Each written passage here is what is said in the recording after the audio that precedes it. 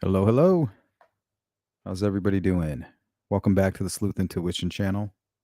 I'm your host, Patrick Vallejos, and we are broadcasting live to the world from Phoenix, Arizona. Today, we're going to dive into a plethora of true crime cases. Some you might be familiar with.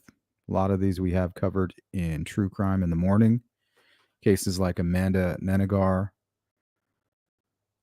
Carly Gregg, Christian Andracchio, Ellen Greenberg, Grant Solomon, Lauren Heike, Riley Strain, Shannon Gilbert, and then a few others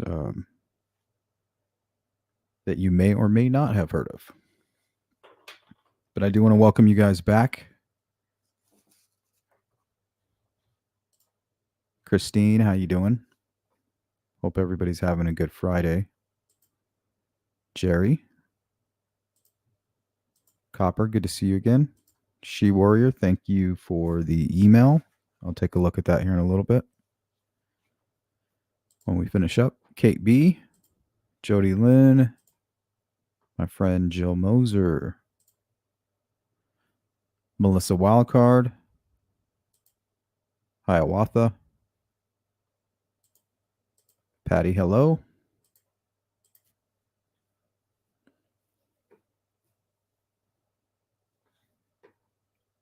Okay, I think we'll start here. You guys ever heard of the Piedmont Park murder? A lot of these that we play early on, we're not going to have a lot of supporting information. Just going to listen to the 911 calls, go over case information, and just kind of chat along the way.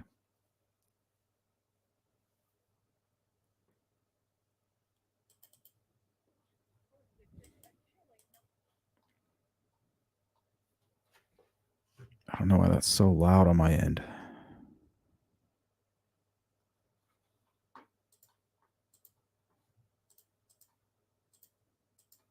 Let me know what you guys think about the audio. If it's too loud, too quiet. For some reason, it's extremely loud through my headphones, but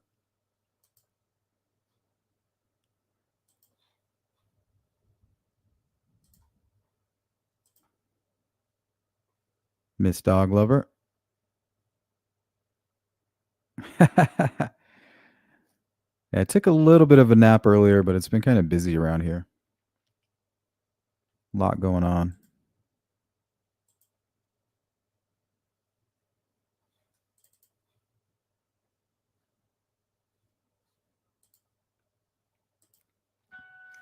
Badass, what's up? You think Judge Gold will allow Keegan Klein, Chadwell, and these other jailhouse informant to take the stand? I don't know about Chadwell, but Keegan Klein for sure. He's definitely part of the Delphi murders case. You know, he's been interviewed. He was taken into ISP custody, taken near the crime scene. 100% they will be able to interview him.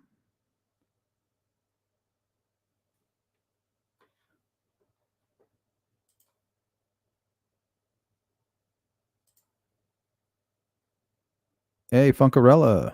Been a stressful week, work week wise and personally. Best place to decompress is with the Sleuth Crew. Well, welcome. Sorry you're having a rough week. Hang in there. It's almost over. All right. Haven't played anything yet. So when I play these videos, let me know how the audio is. What's going on, Copper? Stephanie, good to see you.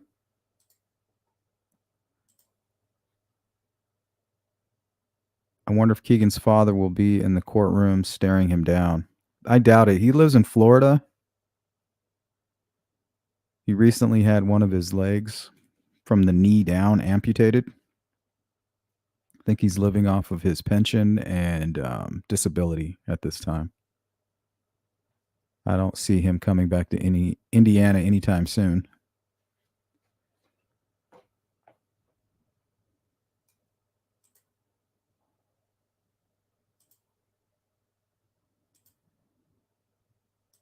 What's up, Sensei?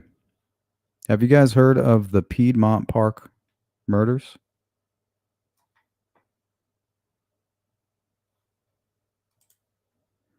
Yeah, he's living in a place called Treasure Island.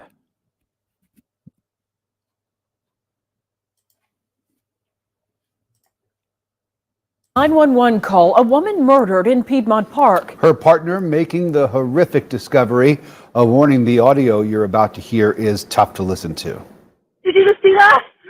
That's my girlfriend. Atlanta police also just releasing new video of potential witnesses. Investigators are urging these people to come forward. We have team coverage of reporters piecing together what happened as police search for the killer. First, CBS 46's Haley Mason breaking down that 911 call and a timeline of what happened that night. Haley? Tracy, I've combed through every bit of that 911 call and the new surveillance video, trying to piece together a more clear picture of everything that was happening here at Piedmont Park when Katie Jeunesse was killed, even talking to the woman who found her body right beyond that front gate. One thing we've realized is this brutal murder happened quickly. Everything we're about to show you taking place in less than an hour. She's here at Piedmont Park. Please help. You said somebody's dead at Piedmont Park? This is the frantic 911 call made after Katie Jeunesse was found murdered inside Piedmont Park. You said somebody's dead at Piedmont Park? On the phone is Emma Clark, Katie's partner of 6 years. She tells us she went looking for Katie after she didn't respond to calls or texts while walking their dog. Her phone pinged to Piedmont. Today, police releasing surveillance video of possible witnesses who were at the park when the murder happened. We've put together this timeline. At 12:09 a.m. last Wednesday, this is one of Katie's last moments, walking her dog across the Pride intersection in Midtown on 10th Street. Shortly before, at 11:55 p.m., a group of women walking from the park. At 12:25 a.m., a man with a cane is seen walking out of the opposite side of the park, looking at his phone. At 12:43 a.m., a person in a hoodie and jeans walking away from the same Piedmont Avenue entrance. And by 12:46 a.m., this man in blue is seen jogging in and out of the park entrance just yards away from the murder scene. Police stressing these aren't suspects, but possible witnesses they're asking to talk to for possible tips. By 1:11 a.m. Remember, that's what they said about Richard Allen. He's not a suspect. We just want to talk to him. You know, we want to see what he knew, what he knows, and what he's seen, knowing damn well he's a suspect. Atlanta 911, operator 7959. What's the address to your emergency? Emma had made the awful discovery and called police. I'm at the entrance of Piedmont Park. I just was searching for my girlfriend's purse because I couldn't find her. She's dead. She's here at Piedmont Park. Please help. You said somebody's dead at Piedmont Park? Yes, ma'am. Please send help. Please. All right, yes, ma'am. I'm going to send help to you.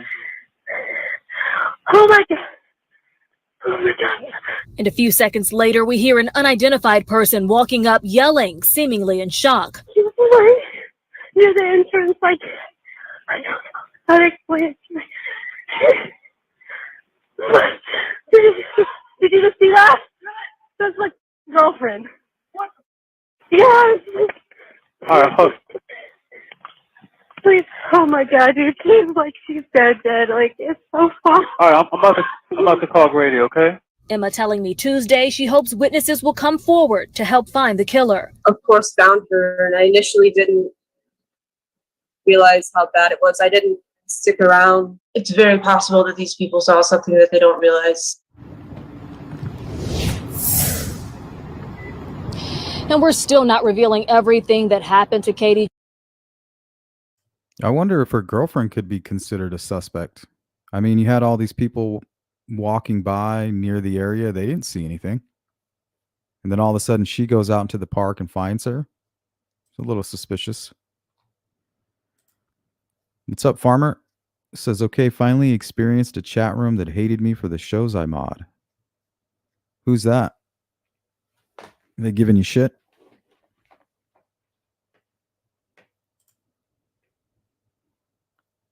Stephanie, I'm so tired of the child killer fan club saying there's zero evidence against Richard Allen.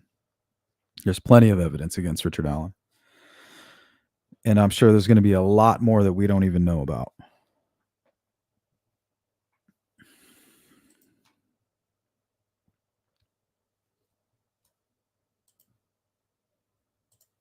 Farmer angry bitches.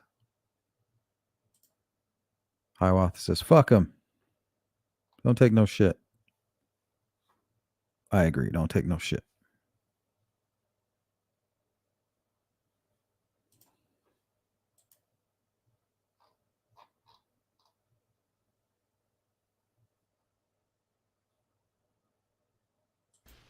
It'll get worse before it gets better.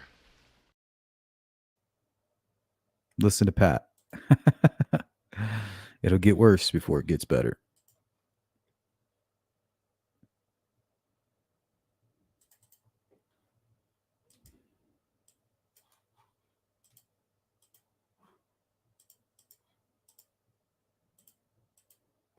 So yeah, the Piedmont Park, I think she was stabbed to death. Crazy.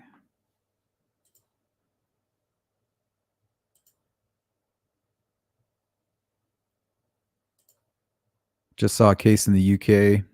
This daughter killed her 70-year-old father and mother and kept the bodies for 4 years in the house.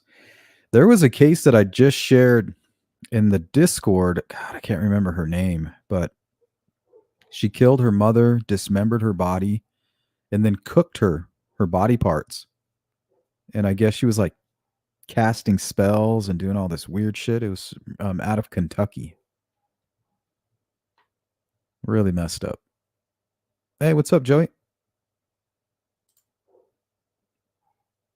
Yeah, we're not going down.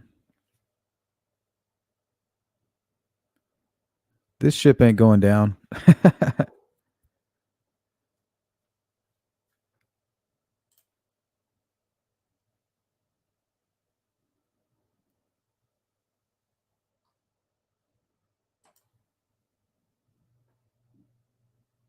We're like a battleship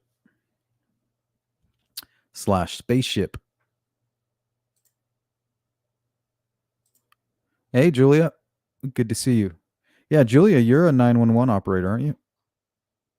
So you probably know a whole lot about law enforcement and stuff like that, too.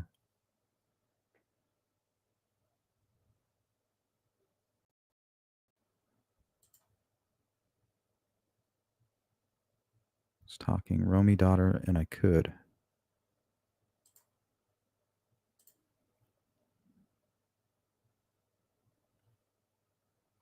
Oh, yeah, this is going to be definitely trigger warning.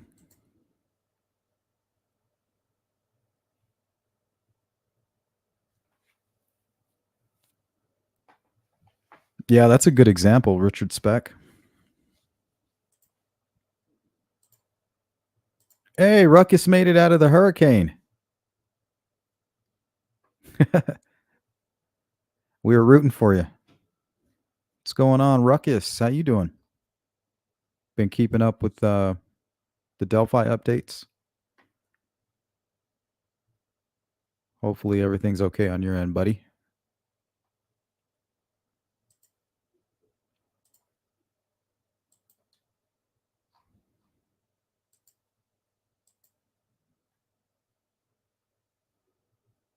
This one's kind of hard to watch. It's a lawsuit. It's titled 911 call leads to a lawsuit. It's really frustrating. Kind of like the Amanda Nenegar 911 call.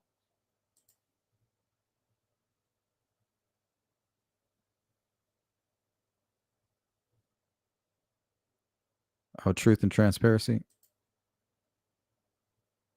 I had to block her on my channel.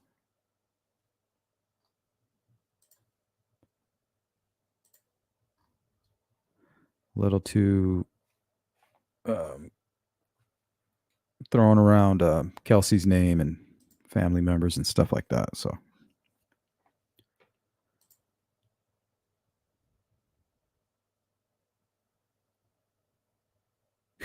Richard Allen is guilty party line. Yeah, in my opinion, pretty conspiratorial. I have problems when people root for the killers, like Brian Kohberger and Richard Allen. Like, I get it, they need people to stand up for them and shout hey, guilty until, innocent until proven guilty. Well, really, nobody's ever innocent, right? But it's more like, hey, they haven't been proven guilty yet.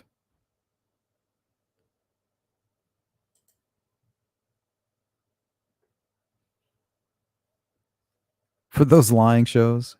Oh, Fiend was there? Well, that explains everything. Those folks are just so triggered. They're triggered about everything. Zero cool. Zero chill.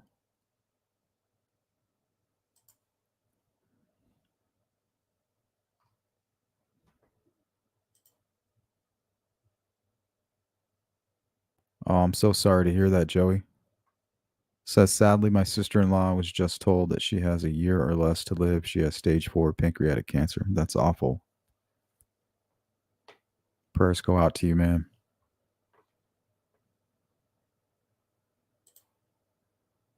That sucks.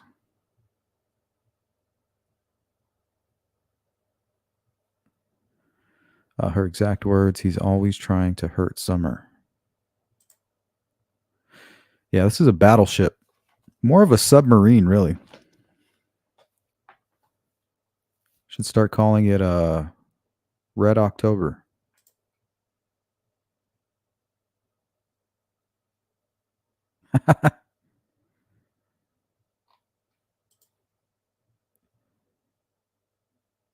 Yeah, we should do a show on cannibalism. It's very strange. I think a lot of it has to do with like mental health issues. People are losing touch with reality. They kind of freak out a little bit.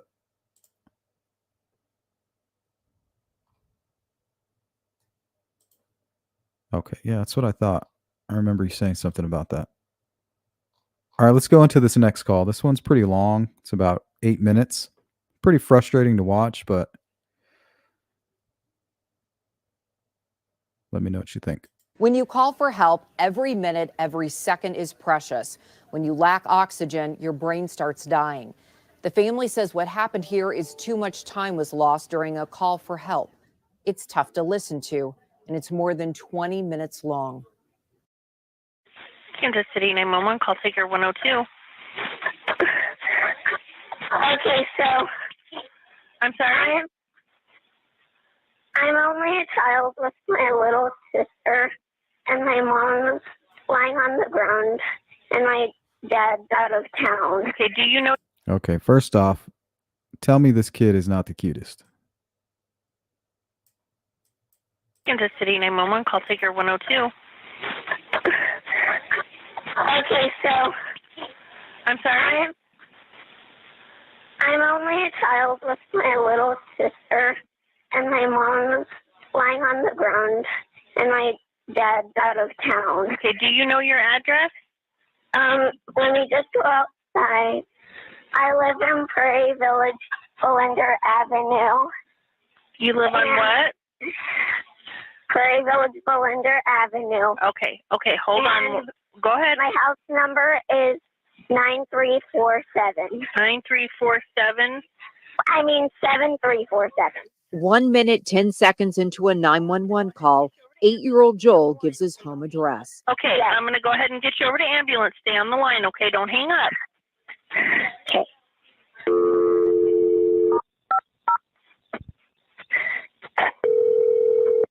It will take 11 to 12 more minutes before an ambulance is dispatched.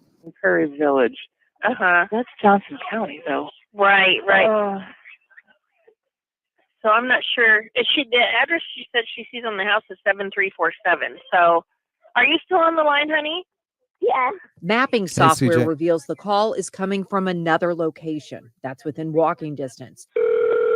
A decision is made to call an adult, Joel's dad and Catherine's husband. In the meantime, Yeah, Farmer. She came into Delphi Live and was blaming. She was family blaming. no one sends an ambulance or police in that general direction. Minutes roll by. Hi, this is the Kansas City, Missouri Police Department. Who am I speaking to? Frank McClellan. Frank gives the address again. It's the same one you heard Joel give. This is 5 minutes, 40 seconds in. Okay, and you say that's Prairie Village, Kansas? Yes. What's wrong? I don't know. He said his mom fell on the ground and is laying there. She is not awake. So we've got him on the line with EMS. We just needed to verify the address. Oh, Jesus. At this point, both Kansas City Police and fire are involved in the call. Joel is giving information about his mother. Do you know if your mom takes any medications for anything? I don't know what medications mean. And I want you to tell me if you can feel her breathing.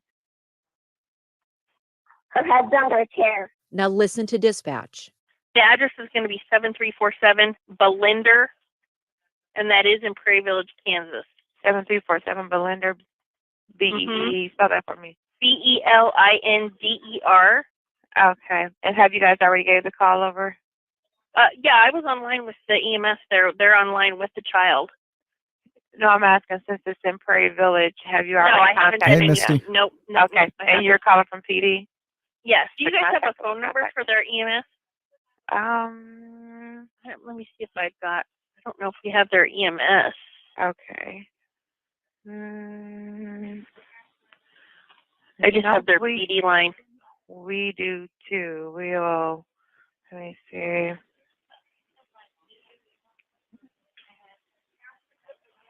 No, we don't. We will probably send it over to, oh, sorry. No worries, Farmer. Their Let me see the address. Yeah, we'll probably send it over to Kansas to Leewood, I believe. Catherine is on the floor. 9 minutes have rolled by. Yeah, she ended up dying.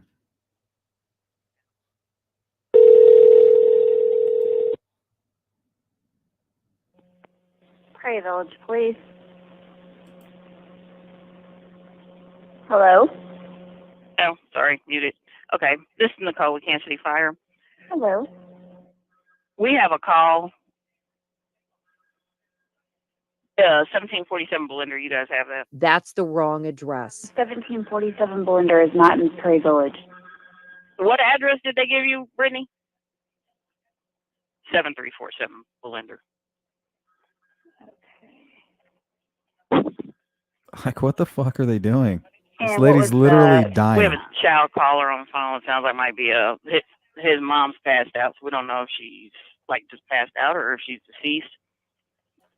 Husband's supposed to be Joel. It's actually Frank, Hey, who Pitbull. would later tell his kids their mom died. She was really just a good and caring person. And you guys ordered Medact already? I'm gonna double check, but I think they did. They didn't, so the call continues. We are more than 12 and a half minutes into the call. 7347. Remember, Joel gave the address 1 minute, 10 seconds in. Checking on the 7347 Belinder just to make sure you Hi, guys Lisa. have that address.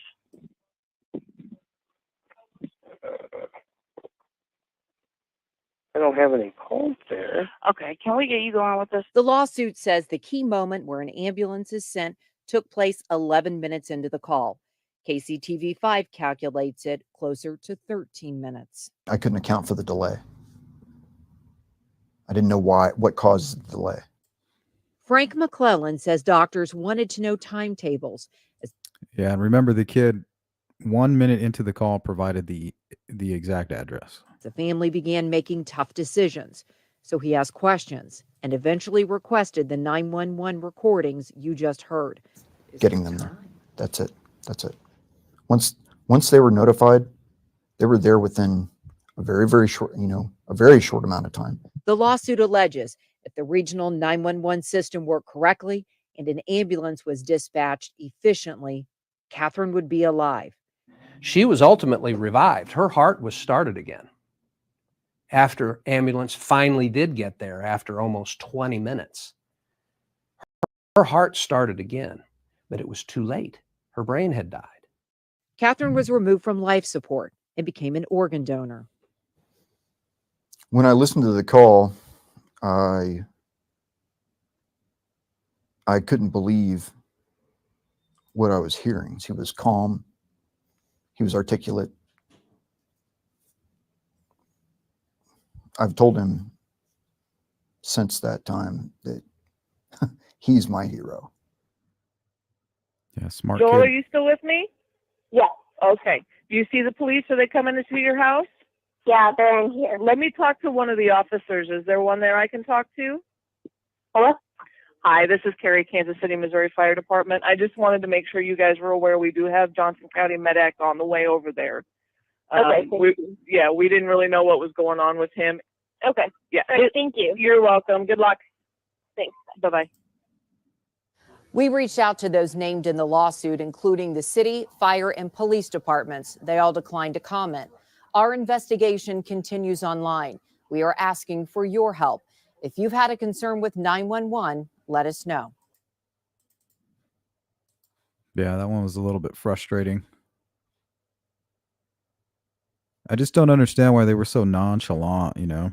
Like, oh, hey, this lady, she's passed out. I don't know if she's dead or what, but then they give the wrong address. Should have been like, as soon as they receive that address, send the ambulance out there immediately. And then figure out all the stuff afterwards, you know? Jill says, I called 911 for my mom and they hung up on me. I had to call back. Jeez.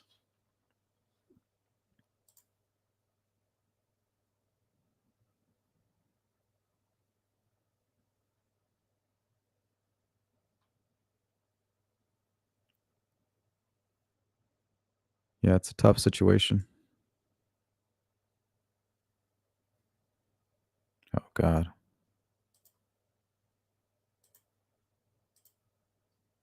Yeah, cameras are always a must. They don't leave anything to the imagination.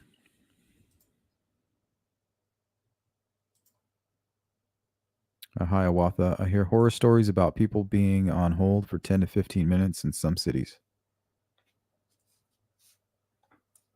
Yeah. Have you guys heard those 911 calls where they're like, they have somebody like breaking into their house and they're like, I have a gun. If he comes in here, I'm going to shoot them. And then you hear the person kind of enter in the room and you hear the gunfire.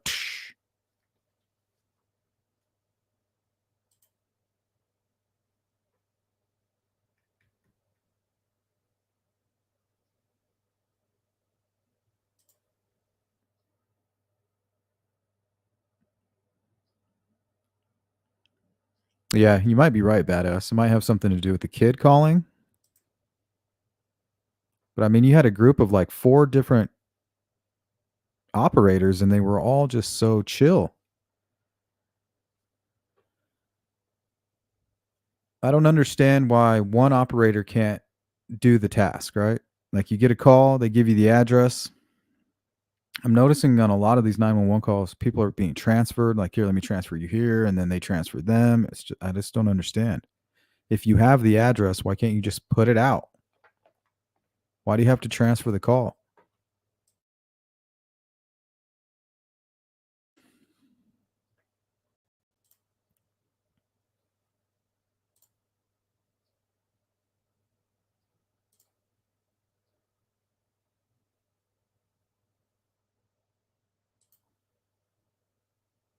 What's up, Lisa?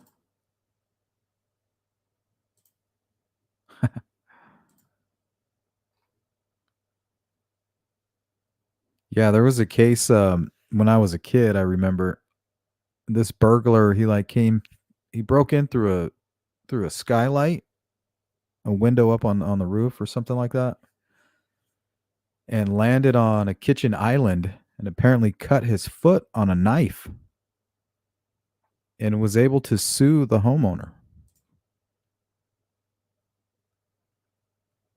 This is a story that I remember hearing. I don't know. I don't know now if it was true, but I just remember always hearing that story.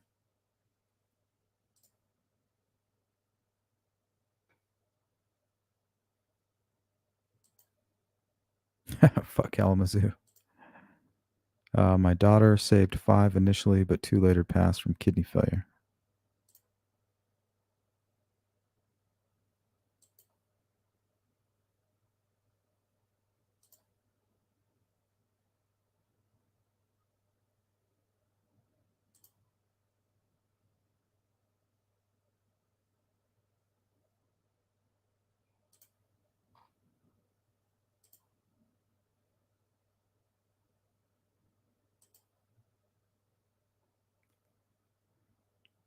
from what I remember.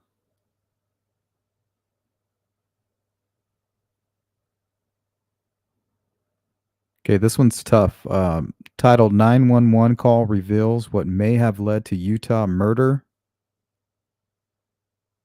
Suicide. Story for you tonight with an update of a story we first brought you back in June. In an exclusive, ABC4 obtained never before heard 911 calls from the day an American Fork couple was found shot dead in their home. Well, this was later revealed to be a murder-suicide carried out by the husband. ABC4's Annika Johns joins us now live from the newsroom. Annika, what can you tell us here? Well, an 8-minute phone call detailing what was found 4 weeks ago in an American Fork home is now revealing more of what may have led up to the shooting, including supposed problems the couple was having. Now, before we share any audio, though, we do want to warn you that this may be disturbing for some. Well, I think my dad killed my mom and then he killed himself. For the first time, we're hearing firsthand what took place in an American Fork home the afternoon of June 20th. Oh, man. They are beyond help. Yes. Around 12:40 p.m., American Fork Police was dispatched to the area of 1400 North and 80 East after this 911 call came through their dispatch. Do you see any weapons? Yes, there's a gun. The police investigation later revealed that the two individuals found inside the home were husband Olin Johnson and wife Carolyn Johnson. Police say based on the investigation, it appears Olin fatally shot Carolyn before fatally shooting himself. Have they been violent? Do they have a history of fighting or? No, but there's been a lot of drama recently in the household just within the past 4 days. Per the 911 call ABC4 obtained, the caller revealed how the two may have been having arguments days leading up to the shooting and how issues had been observed in the home before. There was one instance of like a year or two ago that I think my mom, I don't know, my dad was chucking stuff around the house. He went to jail for a little bit, but nothing like, I don't think like contact physically. Now, we have spoken to American Fork Police who tell us that parts of this investigation are still underway. Now, as more gets revealed, we will, of course, be keeping you updated here on air and online at abc4.com. Yeah, this is a whole case that we could probably spend an hour talking about this one. There's a lot of information. There's a probable cause affidavit online that you guys can read. But these first ones that we're going to go over, I don't have a whole lot of supporting information on. But as we get into these other cases, we'll do more of a dive into the facts surrounding the calls. This one has a happy ending. Good afternoon. A 4-year-old Urbandale boy knew just what to do when his mom suddenly became unconscious. We go right to Carrie Gavin with the 911 call that'll give you goosebumps. Eric and Stacy, it's a parent's job to protect their children, but in this case, it was the other way around. 1:15 Thursday afternoon, Boston. Polk County dispatcher Maggie Broder gets a call. Polk County Sheriff's Office. My mommy doesn't feel good. The call was from a cell phone, so dispatchers didn't have an immediate address. Where is My mommy doesn't feel good. He's at Iowa. Where Iowa is? Yes. That's so cute. My mommy doesn't feel good. She's in Iowa. Do you know where Iowa is? Know where Iowa is. But the boy didn't know what town he was in. Mommy? Who else is there with you besides? He's passed out right now. The call not nearly as surprising as what unfolded before him and his age. He's not feeling good. He's going to drink some juice, but how old are you? Passed out. How old are you? 4. 4? Yeah. As dispatchers tried to ping the cell phone to determine the location, Broder continued to ask questions. What color house do you have? It's white. What color door does your house have? I'll go check if it's brown, okay? I'll be right back. No, well, don't hang up. Don't hang up. I'll come up there and see if it's brown, okay? Okay, you go, but you could take the phone with you. For 15 minutes, he stayed on the phone, at So cute. times showing his tender age. Do you hear the siren? A bad guy's coming. No, the good guys are coming. They're going to come and help your mommy. The bad guy, he heard the sirens and said the bad guys are With coming. no exact location, the boys saw the emergency crews, but they didn't see him. They're right there by somebody's house. Okay, you go and yell at them. Go outside and say, hey, I'm over here. And he listened, continuing to handle the scary situation with courage and Little grace. hero. I'm over here. I'm over here. Our mommy's in trouble. Our mommy got passed out. Okay, did you call the 911? Yeah, let me talk to him. Okay, let me talk I'm to you. 4. I'm 4. Today, we also talked with the Polk County dispatcher who took the call. She says she's taken thousands of calls in her 17 years of service, but never one like this. Oh, he's amazing. Oh, yeah. I mean, he I know loves his 4-year-olds mom that to can't death. talk, let alone carry on a full conversation and know that they need help. Coming up tonight on News Channel 8 at 6, the dispatcher walks us through the call as she desperately tried to keep the 4-year-old on the phone. It's an exciting story that you'll have to stay tuned for. Oh my God. Now, was that adorable or what?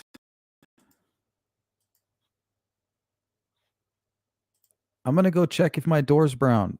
Stay right here. I'll be right back. I'm going to go check if the door is brown. I think it's brown. A smart kid for 4. Saved his mama's life.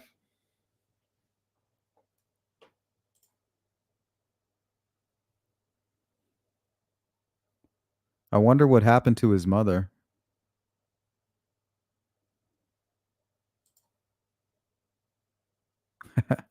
Sensei says he's adorable. What a little sweetheart.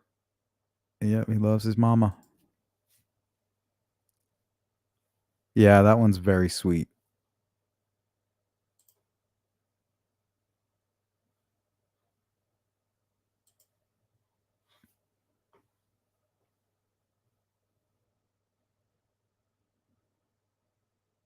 You guys may have heard this one. The title of it is Woman Disguises 911 Call by Ordering a Pizza. So this is really smart. I wanted to show this one for anybody that might be in a similar situation ever. As quickly turned out to be a call for help. Luckily for an Ohio woman, her 911 dispatcher was listening very carefully. Michaela Marshall has the story. Oregon 911. I would like to order a pizza at You called 911 to order a pizza? yeah, apartment. This is the wrong number to call for a pizza. No, you're not. I'm getting you now. In his 14 years of service, this is a call Oregon dispatcher Tim Tenick has never gotten before. You see it on Facebook, but it's not something that anybody has ever been trained for. We're just trained to listen. He says domestic violence calls are common, but not like this. Is the other guy still there? Yeah. I need a large pizza. All right. How about medical? You need medical? No. With pepperoni. After this exchange, Tenick alerted officers to hurry. Turn your sirens off before you get there. Caller ordered a pizza and agreed with everything I said that there's domestic violence going on. Tenick says his intuition that something wasn't right kicked in, which to Intuition. him reaffirms how important listening is in his line of work. Thank you. How can I help you? Other dispatchers that I've talked to would not have picked up on this. They've told me they wouldn't have picked up on this. Excellent dispatch work on the part of our dispatcher. Some dispatchers may have hung up. Oregon Police Chief Michael Navarre told me that ordering a pizza to indicate domestic violence is something he's never heard of. Not in all my years, not in my 42 years of law enforcement. But coming Sorry to hear that, badass. I'm sure you miss him dearly. up with some kind of code to alert 911 that you're in trouble is the right thing to do. The chief says if you ever find yourself in a similar situation, here's what you should do. Somehow or another, convey to that police dispatcher that you're in trouble. And this woman did that. She did that not with her words, but with the tone of her Yeah, that's voice. super smart. Thanks to the quick thinking of both the caller and the dispatcher, the alleged abuser, Simon Lopez, was arrested and locked up. He handled the call beautifully, and it had a happy ending. The victim's daughter says when she made the call, she was hoping to keep the person hitting her mom from Look at running this away creep. before police got there. And that strategy worked. And they also talk about texting to 911 as well, too, is a good way, if you can. Yeah. All right. And this story is also a reminder, if you or anyone you know is a victim of domestic violence, you can contact here locally the Alliance Against Family Violence and Sexual Assault, 322-0931. You can also call the 24-hour crisis hotline, 327-1091. And you can call the National Domestic Violence Hotline at 1-800-799-SAFE. And always, in case of any... See, that one's really easy to remember. The National Domestic Violence Hotline, 799-SAFE.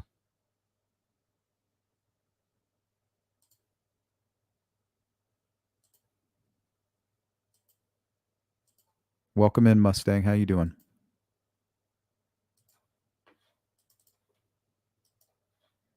So yeah, I thought that was really clever.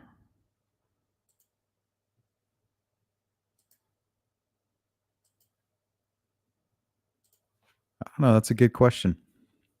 I think that you can, actually. I think you can text 911.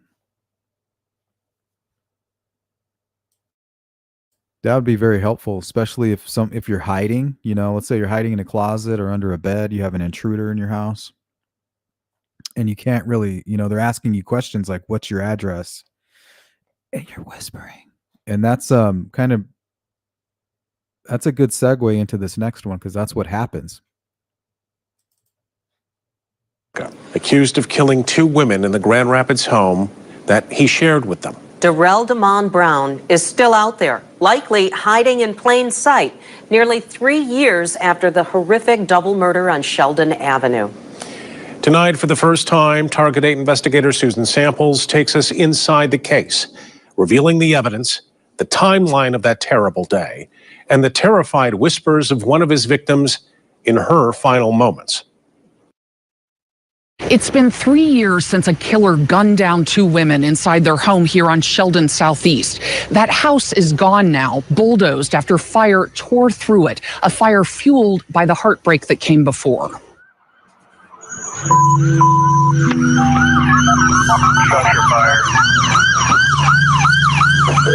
9:02 a.m. the call came in. 911 emergency. The first arriving companies found a heavy volume of fire in the front of the house.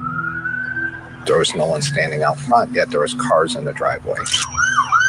Oh my God, badass. When you said that, or it's funny that you say that, because when I saw that video for the first time, I thought, man, he looks like Kenny Rogers. Like, seriously. So it was a bad sign right from the start. The first person they found was the grandmother, and then after that, the child. They tried to get out, but were unable to. Thanks, Joey. It was caused by candles that were part of a vigil the night before. They were left burning. The house was the scene of a previous crime. Wednesday, March 13, 2019, 10:29 and 25 seconds.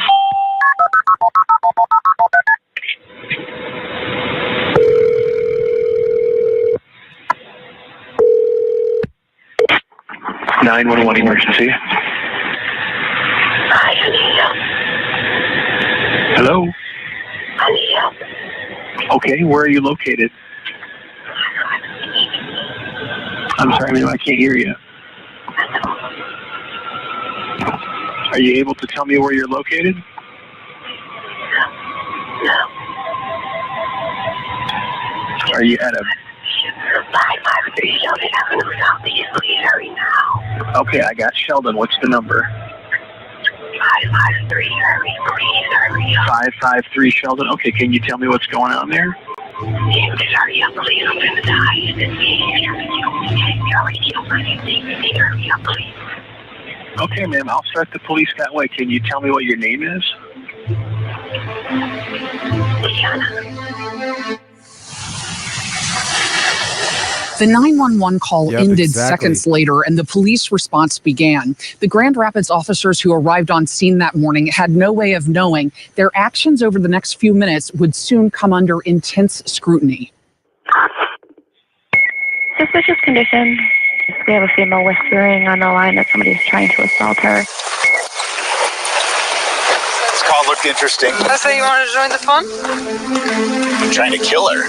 One of the officers wondered if the 911 caller had mental health issues. Sounds like she could be 96, too, you know. 7 minutes and 41 seconds after the 911 call ended, 3 Grand Rapids police officers knocked on the door at 553 Sheldon Southeast. 4 times they knocked, tried the doorknob, but found it locked. 1870, can you try to call back? 1878. No doubt. There was no answer. Try the side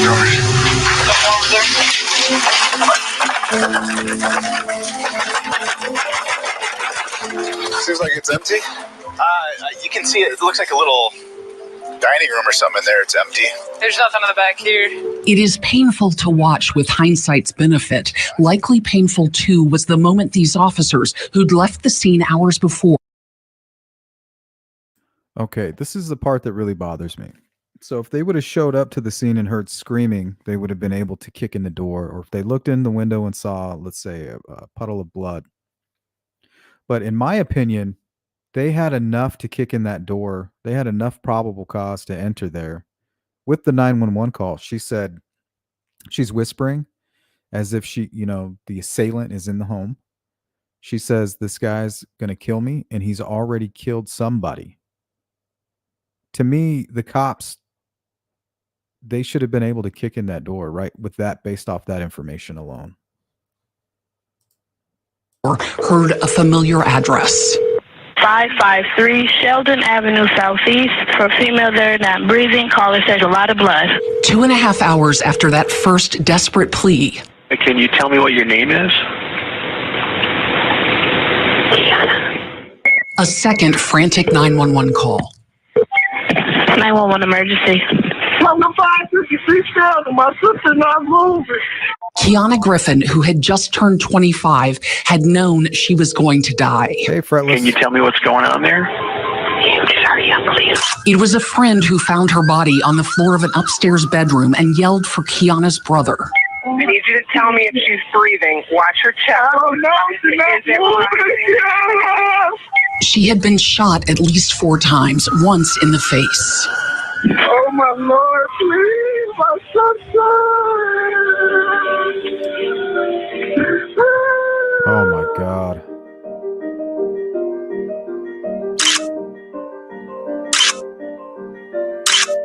In another bedroom, police found Kiana's aunt lying under a blanket, an iPad still playing, propped up by a pillow beside her.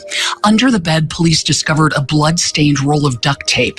Sherlita Bay had been shot in the back of the head. The 2 women lived at the home with its owner, Jacqueline Bay, who would later die in the house fire, and Sherlita's live-in boyfriend, unaccounted for after the murders.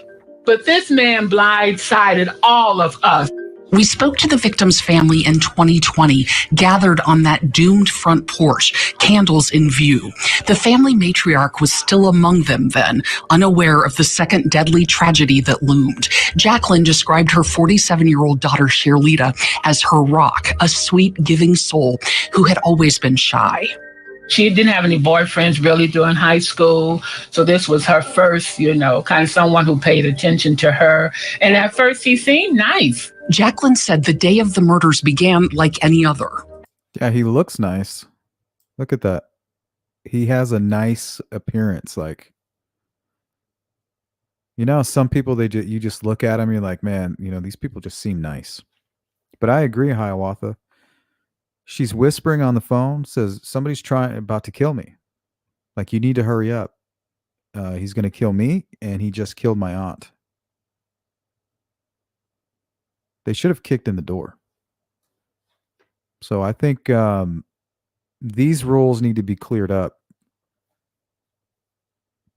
This just shouldn't have happened. Jacqueline said the day of the murders began like any other. I leave the house at 8 o'clock in the morning. Good to see you, Fretless. Everything was fine. The family's focus for the 2020 interview, finding the killer and holding police accountable. But then you have someone calling you saying someone is trying to kill me, and you won't knock down the door. You don't know. She could have been tied up in this house. She could anything. It was, quiet and the doors were locked. Grand Rapids Police and Kent County's prosecutor defended GRPD's response to Kiana's 911 call, explaining officers saw nothing at the house that gave them legal cause to break in. And there's no blood, it's a shut up house. There's there.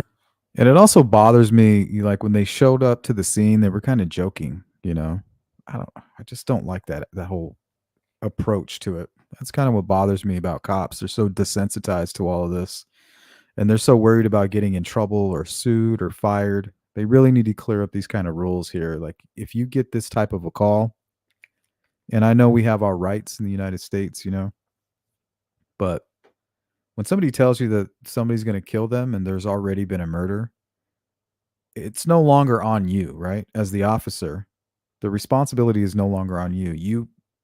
You have every right to believe that somebody's in danger.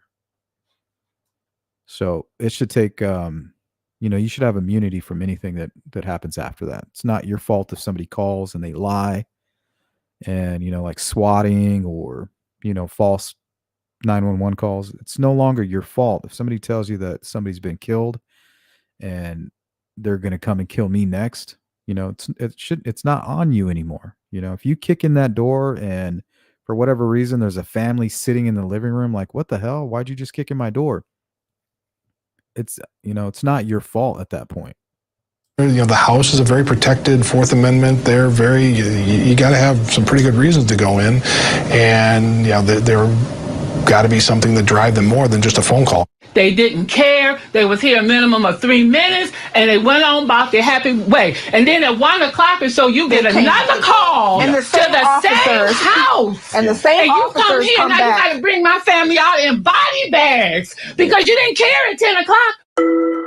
Police had given the killer a 3-hour head start, said the victim's family. Sherlita's boyfriend, Darrell Damon Brown, had lived in the home on Sheldon for at least 2 years by then, but the family knew him only as Jay.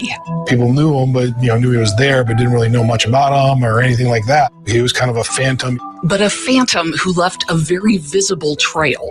In an alley behind the home on Sheldon, police said they found a hastily tossed box of ammunition with... Yeah, that's what I'm saying, Stephanie. The 911 call itself is enough, right? That should be cause right there. It's not like somebody just called and then hung up and didn't provide any information. So this is very confusing to me. 8 rounds missing, and in a plastic bag, a 9mm pistol, later matched to rounds at the crime scene. Even as police searched for evidence, surveillance cameras caught sight of Brown on foot a mile north of the crime scene. Among his stops post-murder, the Grand Rapids Children's Museum. Watch as he walks with purpose to the front desk, reportedly telling workers he knew someone inside before exiting 12 minutes later. Soon after, it seems Darrell Brown vanished. The unusual part about it is how he's been able to just completely disappear. U.S. Marshals believe Brown fled the state and may be getting help from associates or family. We tried to ask them ourselves. I'm working on a story about Darrell Brown. Was hoping to talk to you about him. I'm sorry, what'd you say? Get away from my door. Thank you. Darrell Damon Brown, now 48, grew up in Grand Rapids, but U.S. Marshals say he also has relatives in Wisconsin, Arizona, Georgia, and Ohio. There's a $25,000 reward for information that leads directly to his arrest. This guy's still out on the run. He has family in Arizona, too.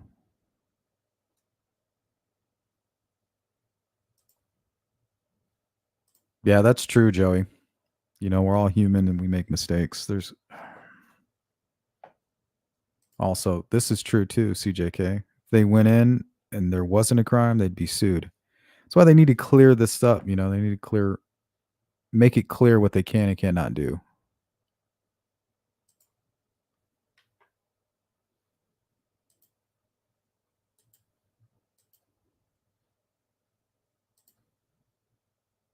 Yep, me too. Yep, me too.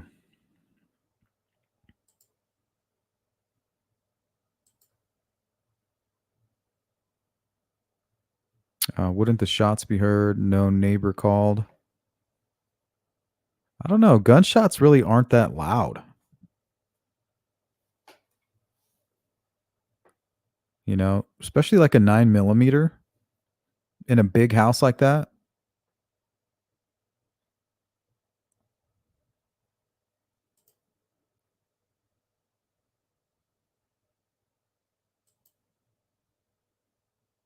Yeah, it looked like a high point.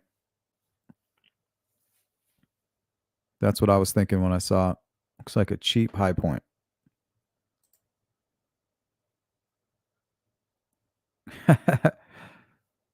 Right.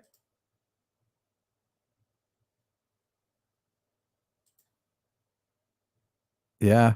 Or he could be out of the country.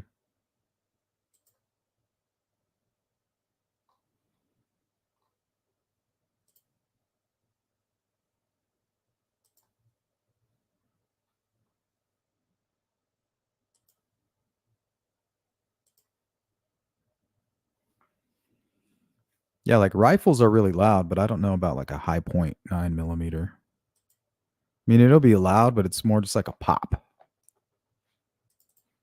It's not going to ring through the streets. Sorry, off topic, but still no news on Rachel Marin's killer. What do you mean? Yeah, he's been arrested. Are you referring to any updates on him? What they plan to do? Yeah, they caught his ass.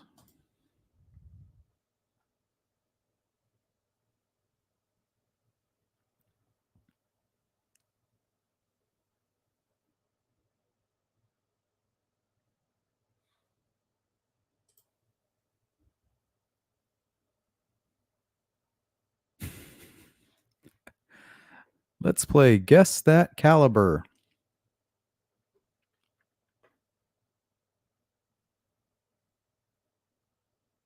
All right, let's go to, this is Jennifer Beatty. This one's really fucked up.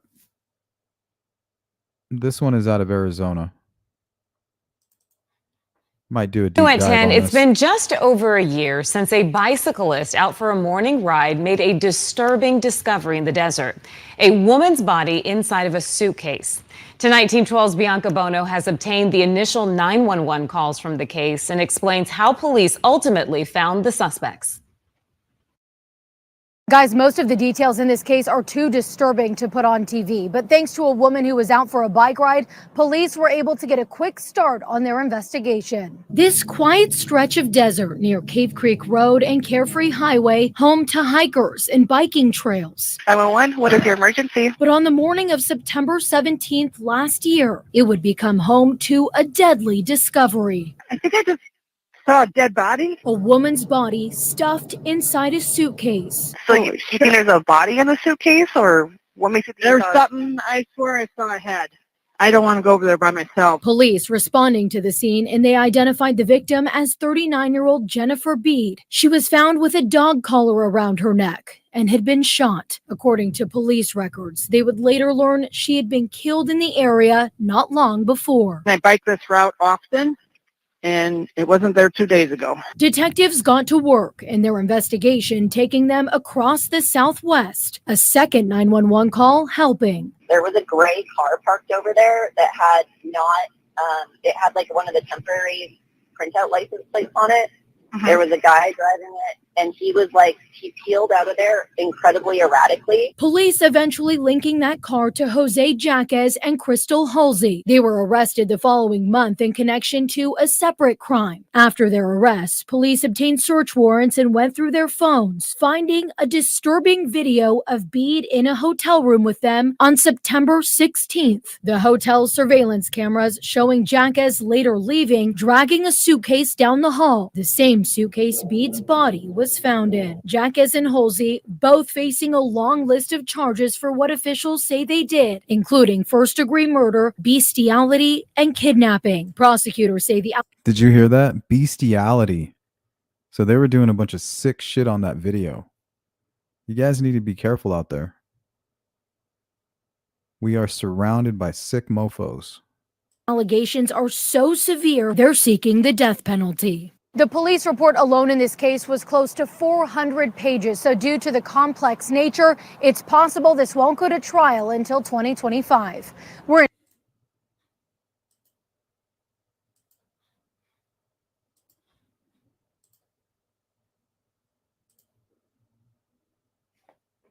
Yeah, let me pull up Rachel's case here.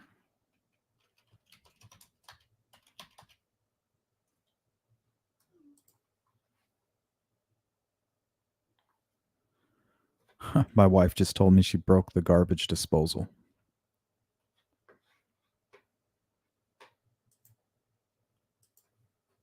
So it looks like that's what I'll be doing here in a minute. So here, let's pull him up. Here's the guy. This is Rachel Morin's killer. He's a illegal immigrant from Venezuela.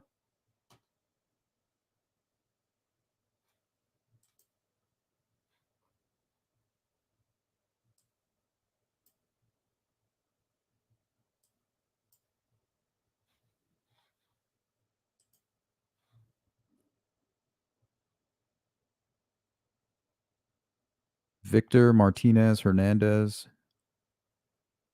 And they caught him on looks like June 15th. So yeah, they got his ass. They did good work on that case. I'm glad too, because that dude, he's probably done it before and he'll do it again.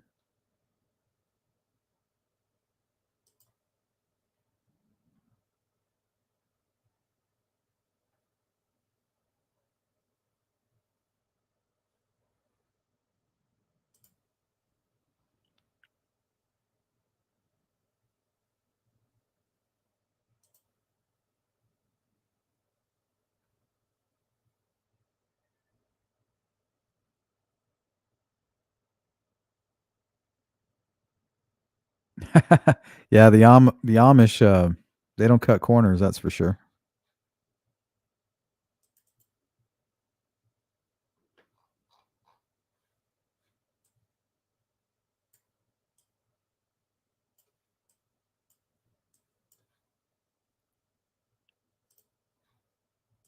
Okay, we probably have time for a few more. Let's go into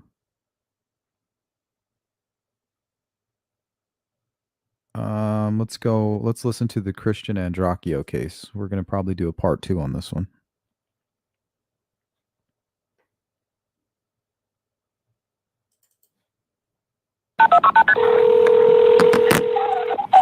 Kristen.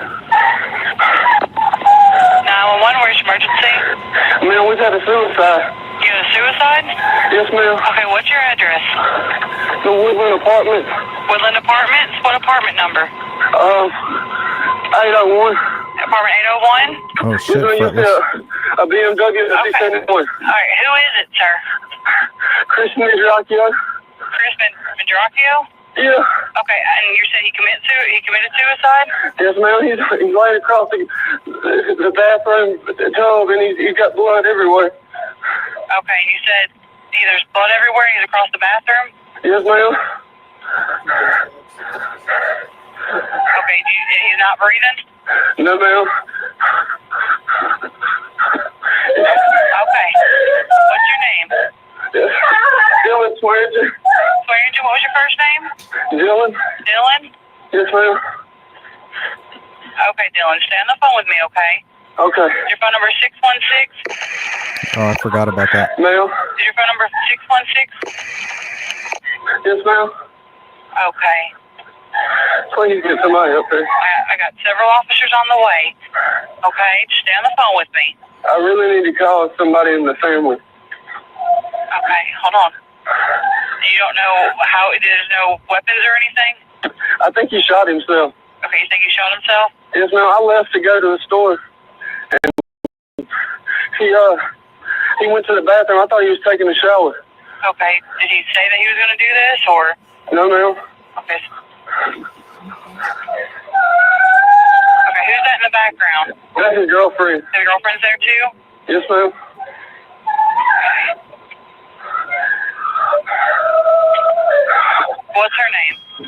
Whitley Goodman. Whitney Goodman? Whitley, yes, ma'am. Okay, she's not, okay, she's trying to touch anything, okay?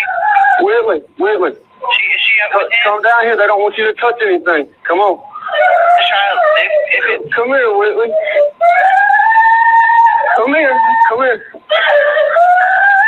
what's Whitley's last name? Ma'am. What was Whitley's last name? His last name? Her last name. Goodman. Goodman. Okay. I do got several officers on the way. We do have the ambulance on the way too, okay? Whitley, come here. Come here, Whitley.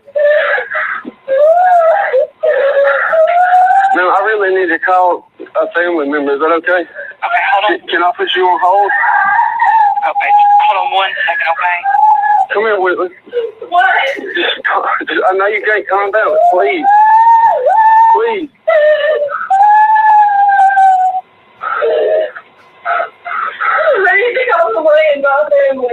We're going to. Okay, Dylan? Ma'am. Okay, so we do have everyone on the way, so if you let me go, you can, okay? Yes, ma'am. I really need to call some family members. Just make sure that you're looking out for the officers, okay? Okay. They'll be there. Tell them I have the door open. Door is open? Yes, ma'am. And you'll see a silver BMW in the driveway. Okay, we have a couple officers that should be there in a minute, okay? Okay. All right.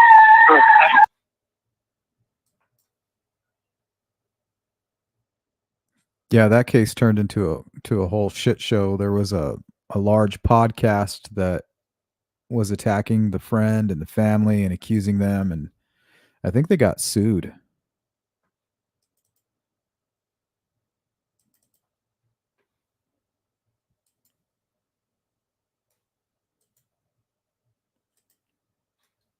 Yeah, here's Christian.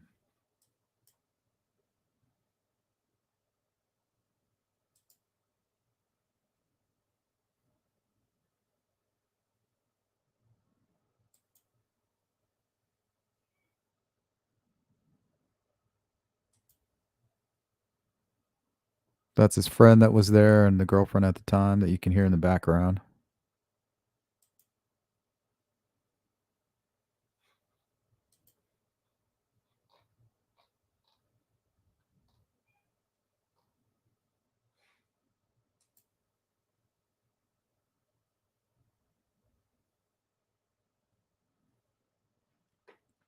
He was like trying to take money out of his card, but he said that Christian had gave him permission.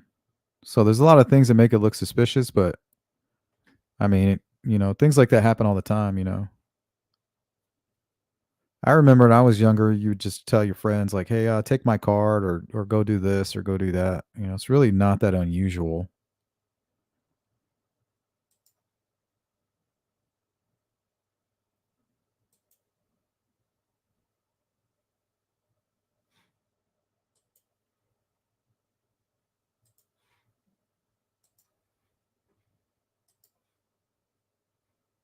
All right.